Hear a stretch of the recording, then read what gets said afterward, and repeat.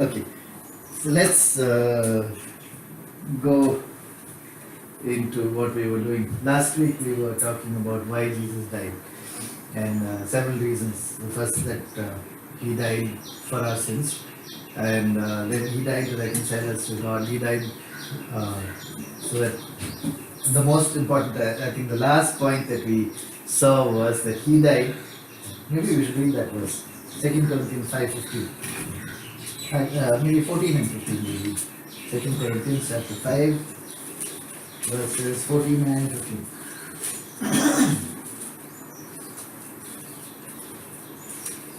For the love of God, for the love of Christ constraineth us, because we thus judge, that if one died for all, then all were dead. And he died for all, that they which live should not henceforth live unto themselves, but unto him which died for them and rose again. So we said the most important point from our side, everything else, all the other reasons that Jesus died was from his side, from God's side towards us. But the last one is that we live for him is from our side to him. That's that's our response to the love of God that he's already, given to us. So what does it mean to live for Jesus? Well, we can say a lot of things, but I'm going to look at it from the Bible, mostly from Philippians today, and what it means, probably very, very simply or in a nutshell, what it means to live for Jesus. We read in 1 Corinthians 11, Paul says in verse 1, and this is there instantly, almost the same in Philippians 3 also, Philippians 3:17. Somebody read Philippians 3:17.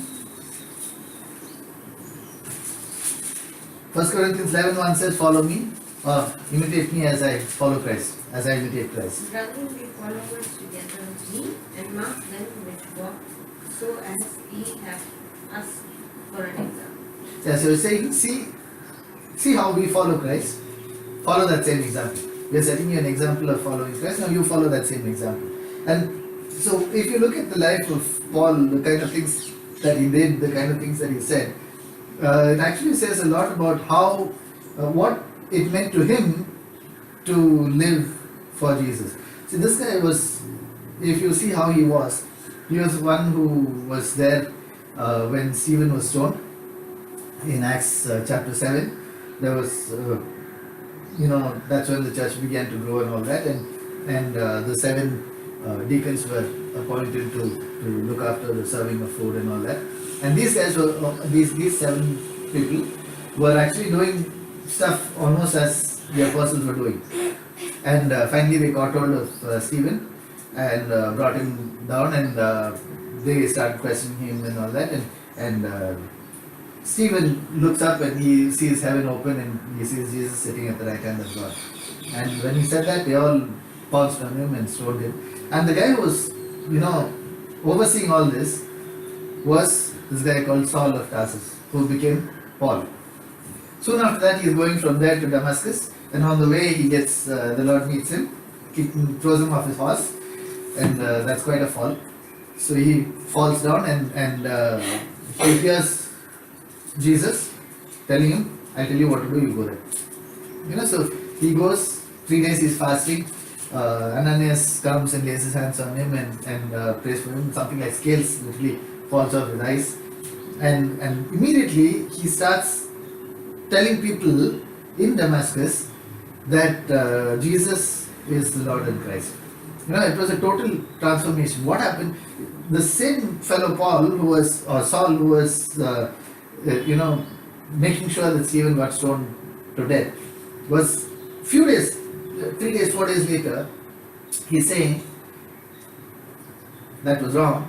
What I did was wrong. Jesus is the way. And why he's saying that was, he said, Lord, what do you want me to do? And that's what Jesus told him to do. That's what Jesus gave him to do. The first thing that we see in the life of Paul is, when he talks about living for Jesus, is where's the priority, or what is the most important thing in our lives? If You know when, okay, I think we should go back and read that. Philippians chapter 3.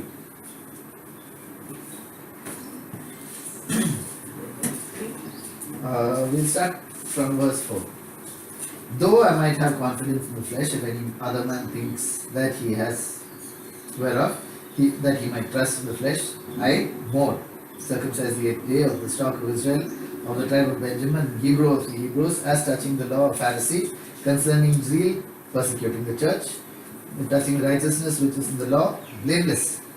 Now that's a big statement, big claim.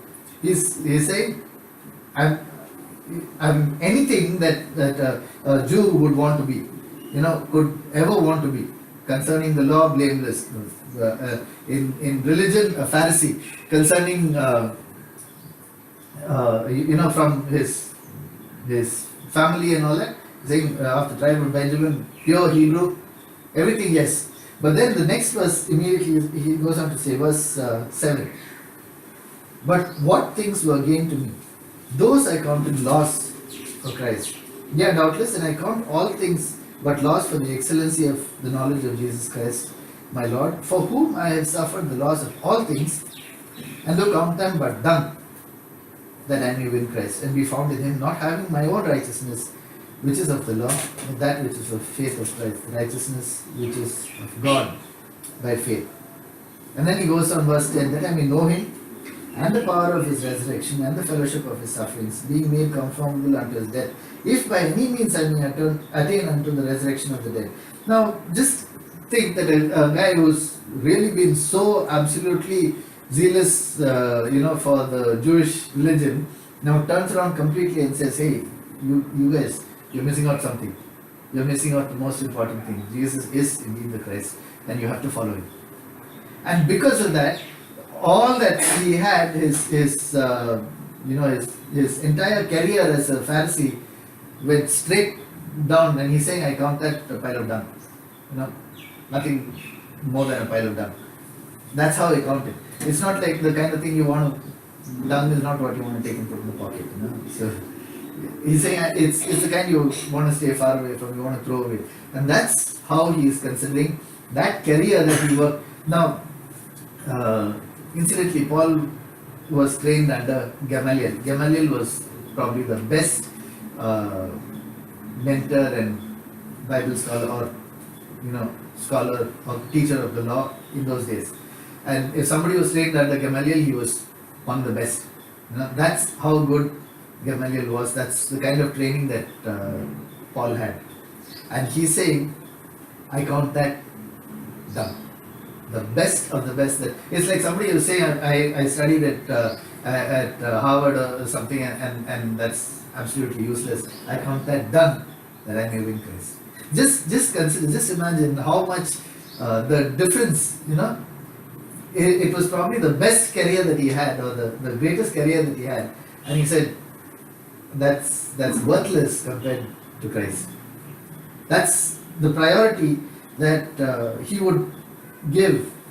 So if we say we want to live for Jesus, it also means that that's the kind of priority that we should be willing to give to Jesus. Saying, okay, I may have a career, I may have property, I may have wealth, I may have this, that, everything. But if Christ is not more important than that, then it's useless. I'm missing out something. That's the most important. I may lose everything and still have Christ. That's better than having everything and as far as Christ is concerned, I'm having him somewhere in the corner.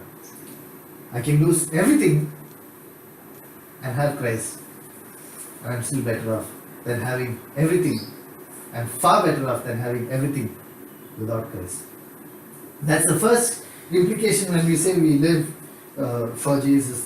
He had worldly achievements. He had he was trained by the best. He was respected as one of the best and all that. But he's saying that's not worth it. It's just not worth it.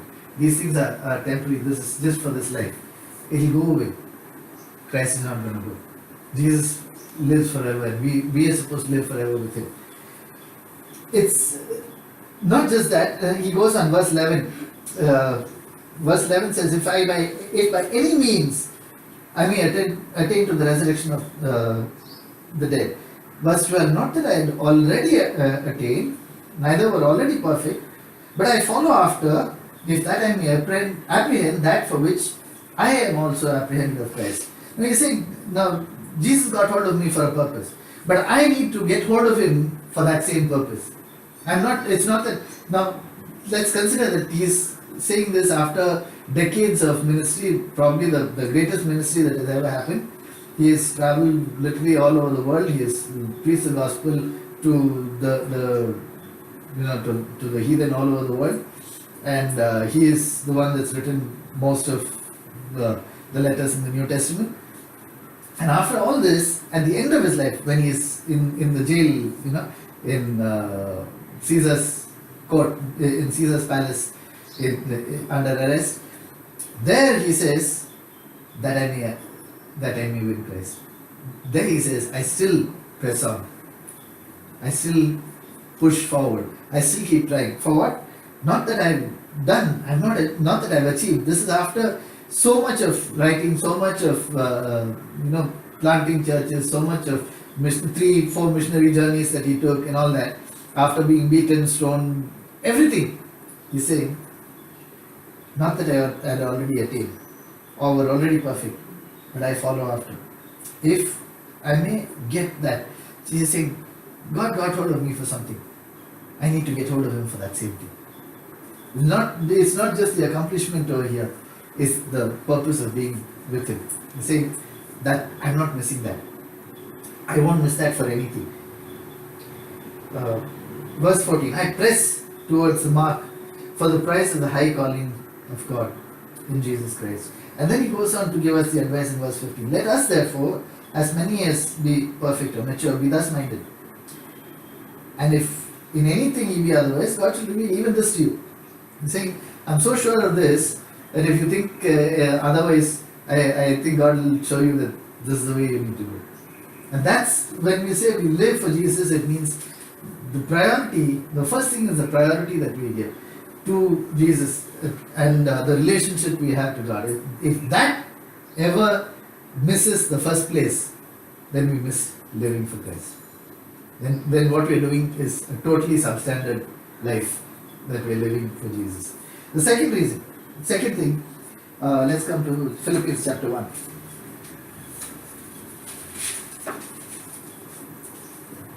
We read from verse 19 to 25.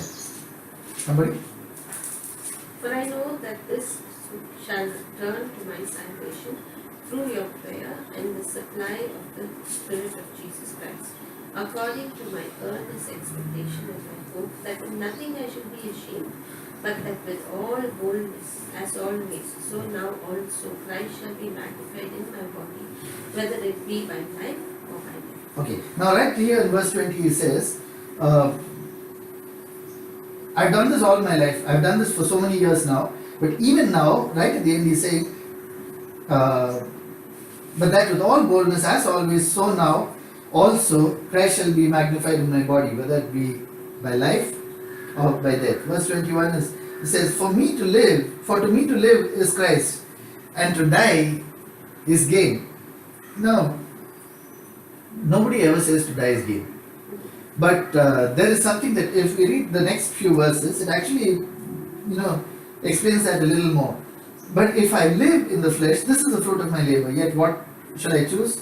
I wot not. For I am in the state betwixt the two, having a desire to depart and be with Christ, which is far better. That's for me. Nevertheless, to abide in the flesh is more needful for you.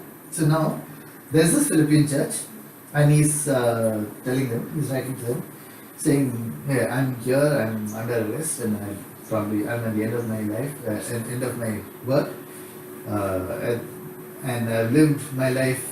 In another place he says, I have fought the good fight, I have kept the faith, I have finished the race, I have kept the faith.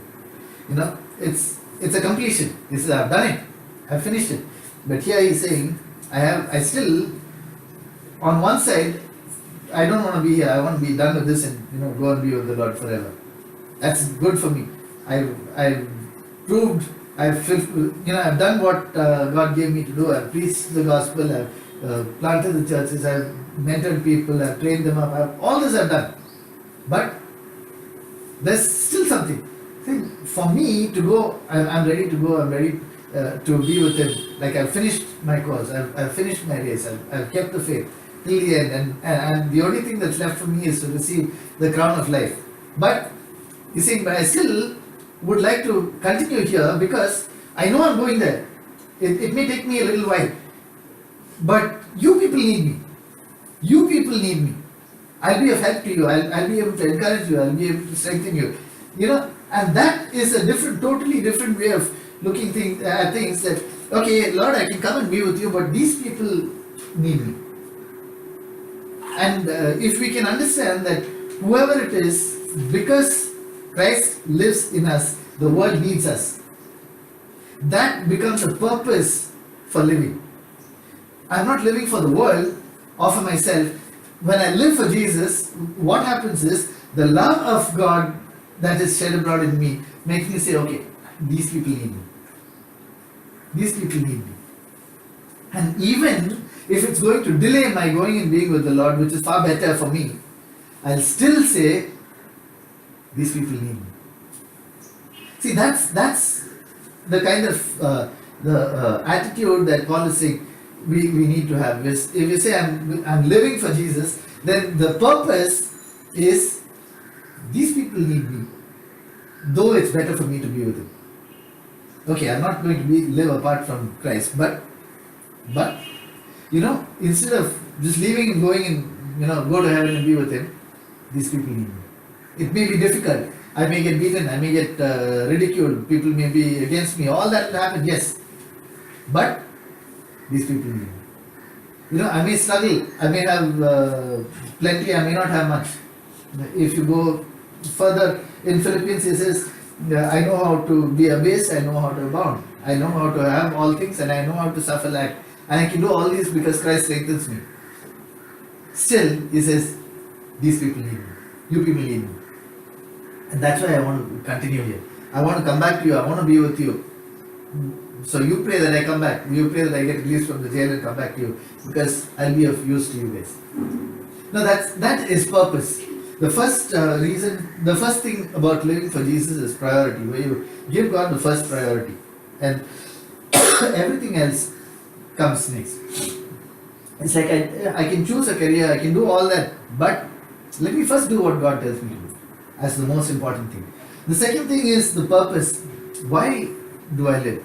I live to fulfill what God gave me to do. Okay, there are so many people around. They need us.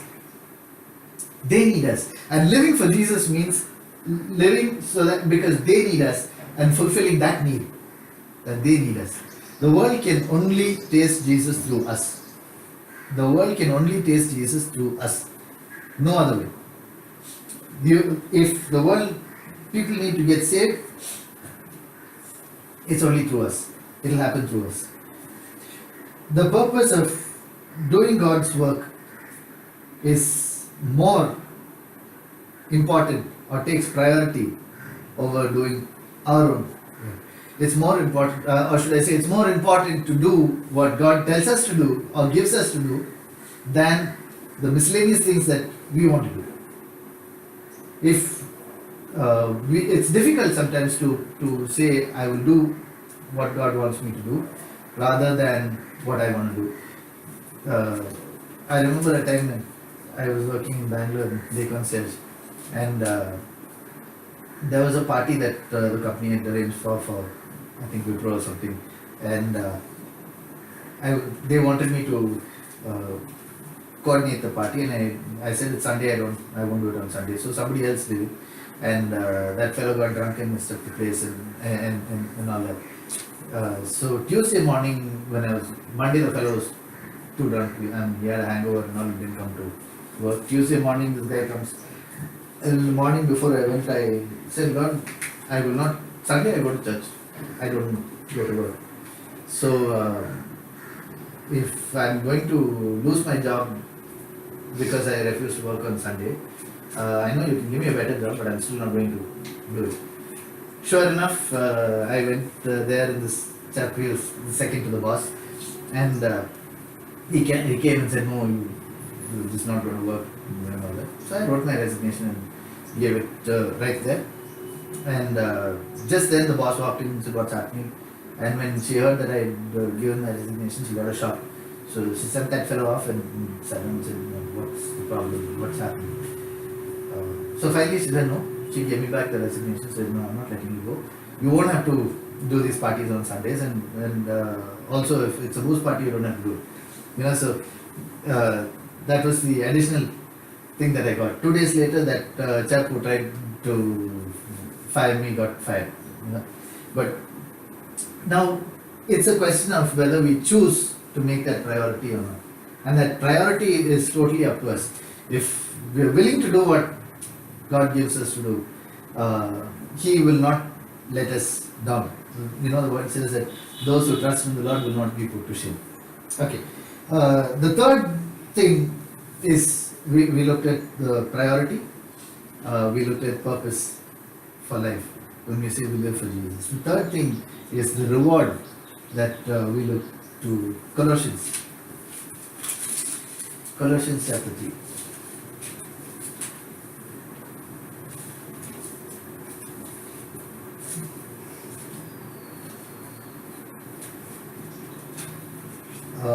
Colossians chapter 3 verse... Okay, we'll read from 1 to 4. If ye then be risen with Christ, seek those things which are above, where Christ is seated on the right hand of God. Set your affection on things above, not on things on the earth. For you are dead, and your life is hid with Christ in God. When Christ, who is your life, shall appear, then shall ye also appear with him in glory. And that is the kind of reward that we look for. Living for Jesus comes with a reward. When he appears, you shall also appear with him in glory.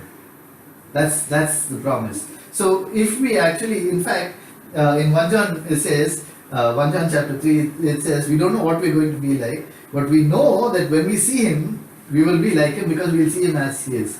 And the next verse, verse 4 I think says, whoever has this hope in him purifies himself just as he is also pure. So the fact that we are going to be like him, when Christ who is our life shall appear, we will also appear with him in glory, indicates, actually drives us, okay, I think we should read that as well. 1 John chapter 3.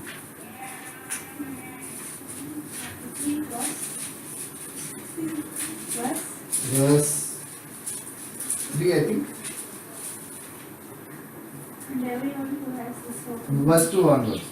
Beloved, now we are children of God, and it has not yet been revealed what we shall be, but we know that when he is revealed, we shall be like him, for we shall see him as he is.